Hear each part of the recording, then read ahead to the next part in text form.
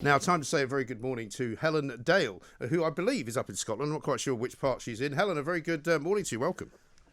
Morning, Mike. Yes, I'm up in Edinburgh at the moment on holiday. Very nice too. Very nice part of the world. It's a great city. I'm in a hotel room. That's why it doesn't look like my normal. Yeah, but I mean, what are you making? What are the streets like? Are there people walking around? Is it a bit like a ghost town? What's it like?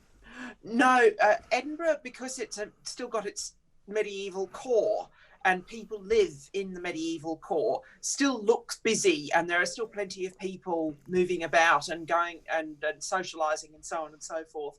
Although my Scottish friends are saying that during when they would normally have the festival, because all the festivals cancelled, they said that was a very odd experience. No fireworks at the end of each evening of the tattoo up at the castle, no fringe, no comedians, none of the colourful posters. There's a big park in the centre of Edinburgh called the Meadows, and the hoardings around the sides of it and around, because there's flats near it too. This is what I mean. It's got a medieval core and people live in the city. Right. Always had the fringe, beautiful, colourful fringe posters, and there were none this year. So it's kind of like the city lost its soul. Yes. for the whole of July and August. Yes, I can imagine that as well. Now, let's talk just before we get to what the state of our nation is, about what's going on in your former land of Australia. The Victorian government currently being sued by some people, including a Liberal Party member, cafe owner Michelle Loielo, I think, over the curfew that they've put in place, which goes from 8 a.m. to 8 p.m. rather to 5 a.m., which I think has now been moved from 9 p.m. to 5 a.m. No, it's to 9 p.m. now, yes. So this is quite an interesting development, isn't it?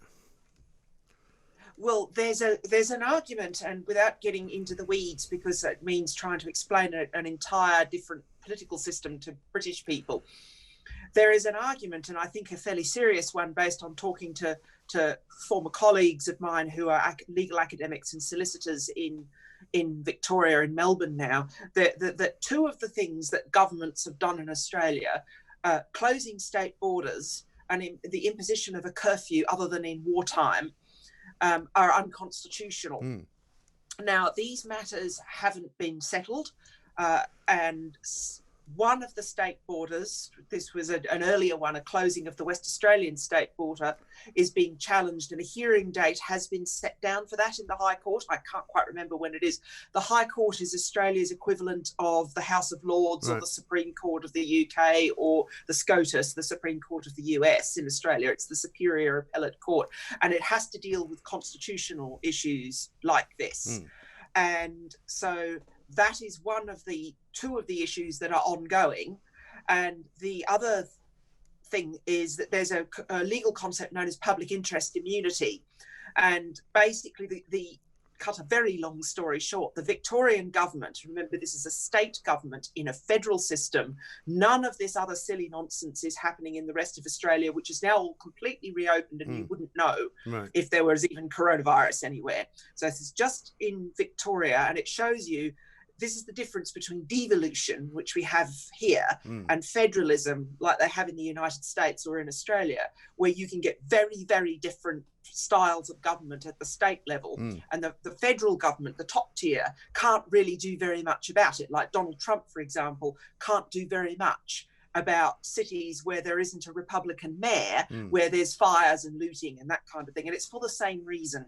Because of the federal system, he's prevented from doing anything constitutionally by the US Constitution. Now, in Australia, this also applies. It's very difficult for Scott Morrison, the Prime Minister of the whole country, to step in and start bullying the Victorian government led by Dan Andrews at the state level, because it is destructive of federalism, and Australia has always had a federal system. And what's Dan Andrews? What is Dan Andrews' sort of shall we say, reasoning for keeping this lockdown if the rest of the country is not locked down in the same way? What's his kind of rationale for that?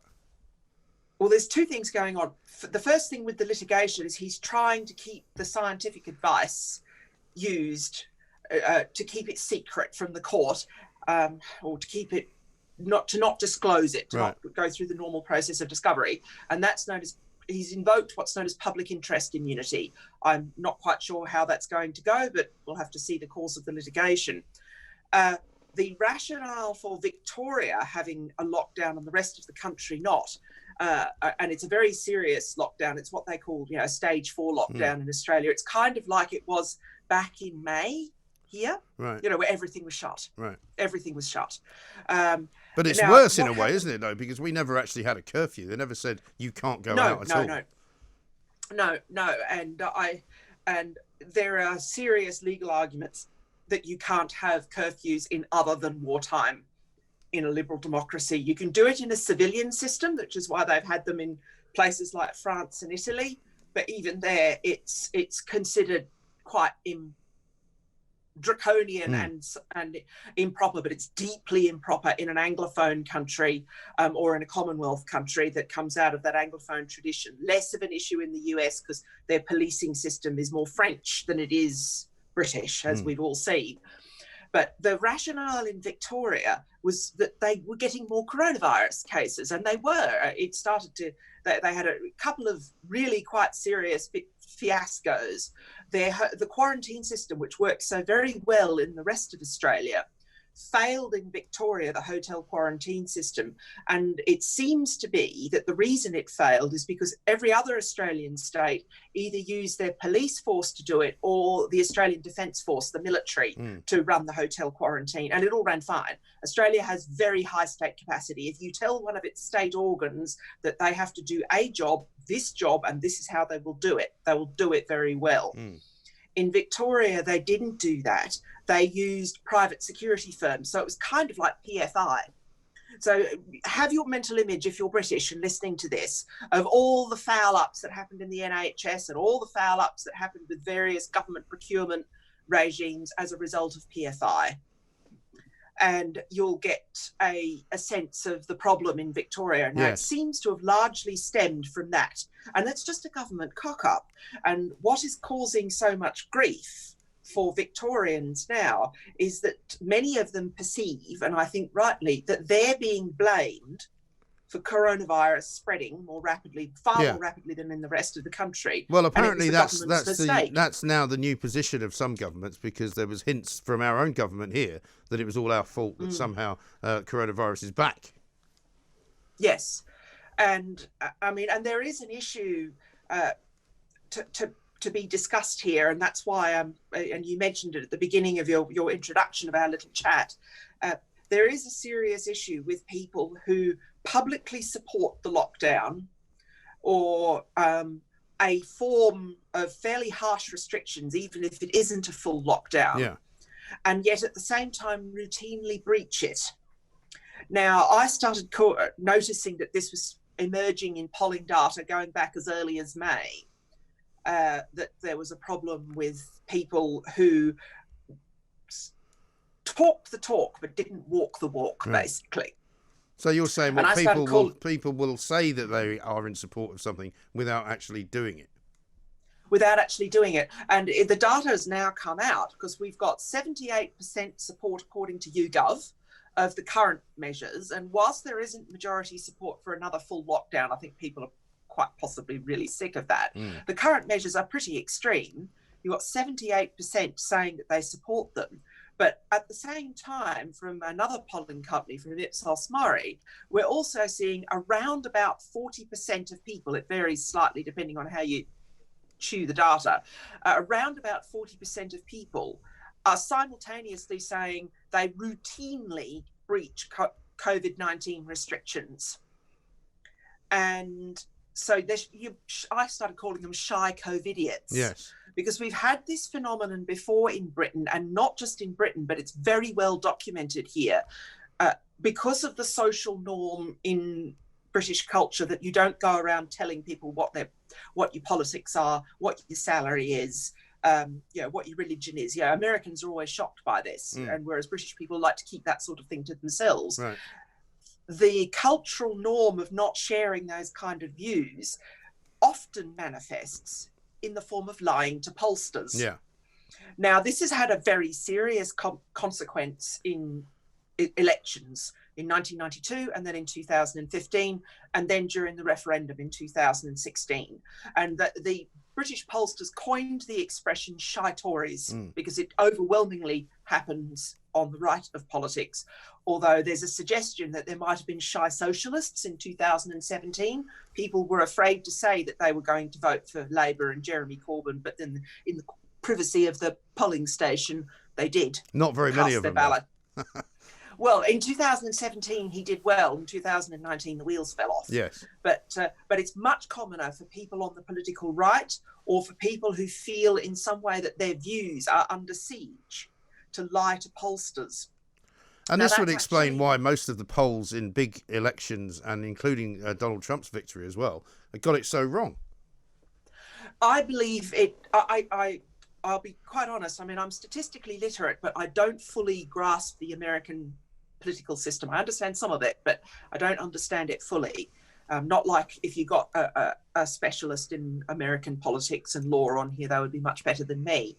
But I do think there is a very serious problem, certainly in this country. Doesn't happen so much in Australia because of compulsory voting. So the problem of people saying they're going to vote and then not going to the polling station doesn't exist in Australia because of the compulsory voting. But there is a very serious problem here with people lying to pollsters. And if you think about 78% support the current restrictions, but 40% are also routinely breaking the rules, this literally does not add up. No, it really doesn't. So let's just go back. Doesn't add up. Let's just go back to the curfew situation for a minute in Australia, because is that case likely to succeed, and what powers could the court impose upon the guy Daniels? Well, it's difficult to say because at the moment the curfew is being challenged in state courts, and so I'm not quite sure what's going to fall out from there. The border closures have already progressed to the High Court, so it depends. But if the court rules, even at the state court level, that you can't have a curfew in peacetime, then it will just have to be removed. That's the way constitutional rulings work in a country with a written constitution like Australia. It doesn't have a Bill of Rights like the Americans, but it has other things. If you're found to be in conflict with the Constitution, then the Constitution wins, and he'll just have to change that. And if it emerges that there was no actual scientific advice of any sort, and cooperation wasn't sought with the police, because we've now got police coming out and saying, well, nobody told us, and there's all this sort of conflicting information. If it emerges that there is no advice and he literally just did this to make the life of the police easier, then that's enormously embarrassing. Well, this is why I'm interested, because this is what leads us back to what the decision-making process was here when it came to, for example, the rule of six. We've already heard that the rule of six was pretty much dreamt up out of the air, and there was no particular scientific backing for 6 rather than 8 or 15 or 25. Similarly, with the 10 p.m. curfew, it doesn't look as though there was any great thought put towards it, and certainly there isn't particularly any scientific evidence that says that will stop the spread. And my bet is that in 2 weeks' time, this government will say, oh, well, it hasn't really worked, so we'll have to do something else. Well, and this is a sort of a broader problem. You mentioned earlier, just before my segment started, about people refusing vaccines. Yeah. And well, refusing to download the app. I don't like I hate vaccine refusers as well. I think anti-vaxxers have led to huge numbers of deaths all over the world. They've slowed they're the reason why polio hasn't been eradicated in several countries. Polio should have been eradicated by now. So I am very much in the pro-vaccine camp. However, I am aware of what happens when bad science bursts its banks. Policy is made on the back of bad science. Remember all those government adverts back in the day that used to tell us not to eat fatty food, and it turns out that it's nonsense. Fatty food doesn't matter, it's sugar that matters, all of that. The problem with bad science is that it's radioactive. And so imagine a glowing mushroom cloud that in the middle of it is all this bad science. This glowing mushroom cloud. But there's all this good science out there that also gets vaporized by the bad science, because most people cannot tell the difference between a government advisor saying you have to leave the pub at 10 p.m. because science, and a government advisor telling you you need to get a coronavirus vaccine because science. All they see is that science itself and expertise itself is brought into disrepute by politicians basically not understanding what they're doing. So the politicians do deserve some blame. Well, they do. Also, so they undermine their own authority, don't they, basically? Authority, yeah. And they undermine the rule of law and all sorts of other, they bring the police into disrepute and all this kind of thing.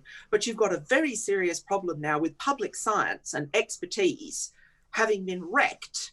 And you know this and I know this, and we all lived through this when it happened, the same way that economic expertise was wrecked after the global financial crisis and then post the Brexit referendum, the EU referendum. We had the same problem again, economic forecasts and all of the comments that were traditionally made by people like at the Bank of England and so on and so forth were shown to be nonsense, didn't know what they were doing.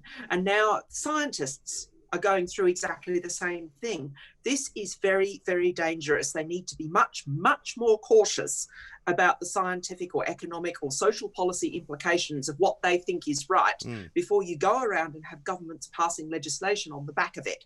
Because down the track is a future where people go, well, you got all of that wrong. Why should we listen to you and go and get a vaccine? That's the danger. And I think that's pretty much exactly the point at which we are at, Helen. Thanks very much indeed. Yes. Enjoy the rest of your time in Scotland. We'll talk to you again very soon. If you've got people like Neil Ferguson, who basically hasn't got anything right in the history of his entire career while he's been working on various different situations at Imperial College, why would anybody believe him now? And that is a massive problem. Helen's quite right to point it out.